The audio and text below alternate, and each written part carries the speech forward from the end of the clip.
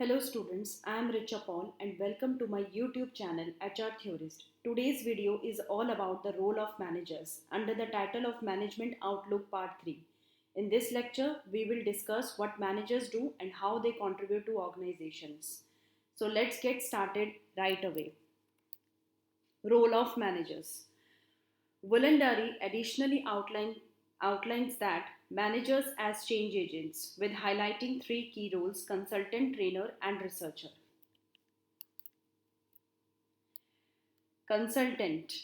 Let's consider a fictional example in the context of a technology company and understand each role. First, consultant. As a consultant, the manager acts as a change agent by providing guidance on implementing a new project management software. The manager analyzes the organization needs, identifies the most suitable software options, and advises the team on the selection and implementation process. They ensure that software aligns with the organization goals and help employees adapt to the new system through training and support. The second role, trainer. In the role of trainer, the manager as a change agent conducts workshops and training sessions to enhance the team skills in agile development methodologies. They introduce concepts like Scrum or Kanban. For that, managers need to teach employees how to work collectively, manage tasks, and respond to changing project requirements. Scrum or Kanban is a project management framework basically for software development. Third role, researcher. As a researcher, the manager, as a change agent, gathers data on customer feedback and conducts market research to identify emerging technology trends. They evaluate the impact of new technologies on the organization's products and services, exploring opportunities for innovation and improvement. This is a fictional technology company example where the manager effectively acts as a change agent through their roles as a consultant, trainer, and researcher. They facilitate the adoption of new software, enhance team skills in agile practices, and conduct research to drive innovation within the organization.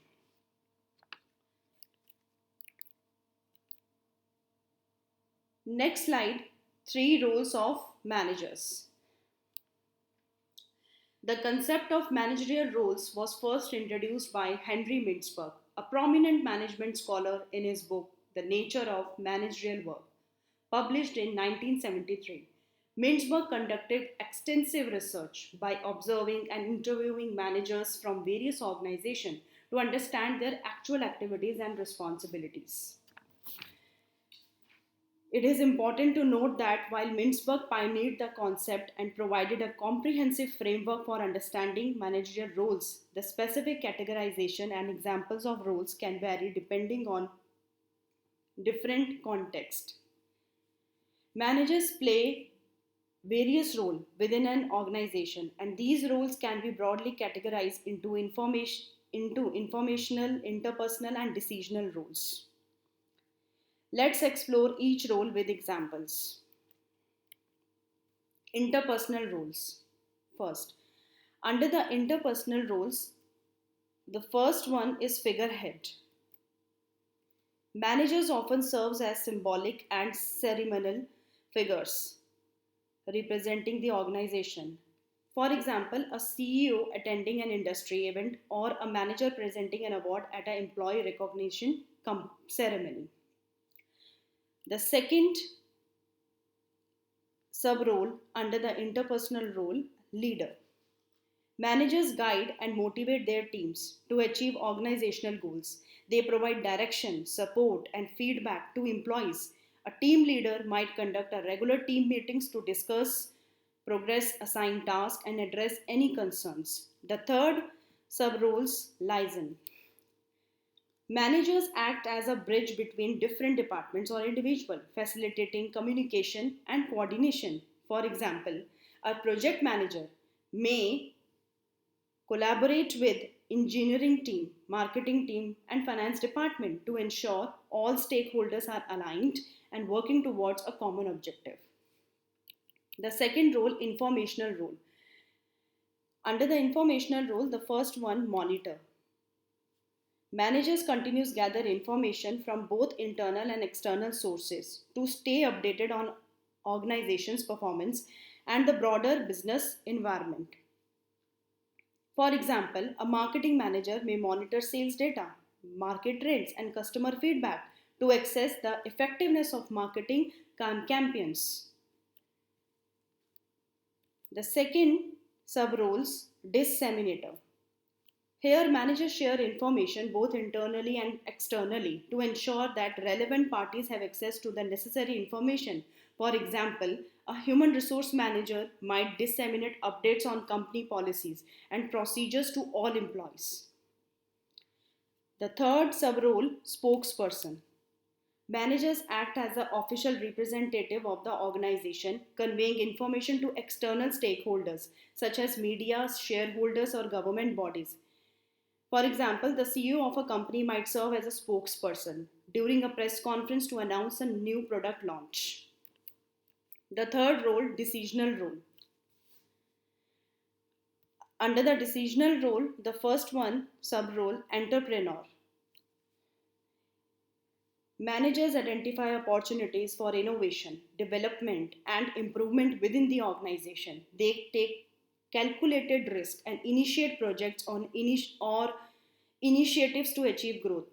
Let's say a product manager might identify a gap in the market and propose a new product idea to capitalize on that opportunity.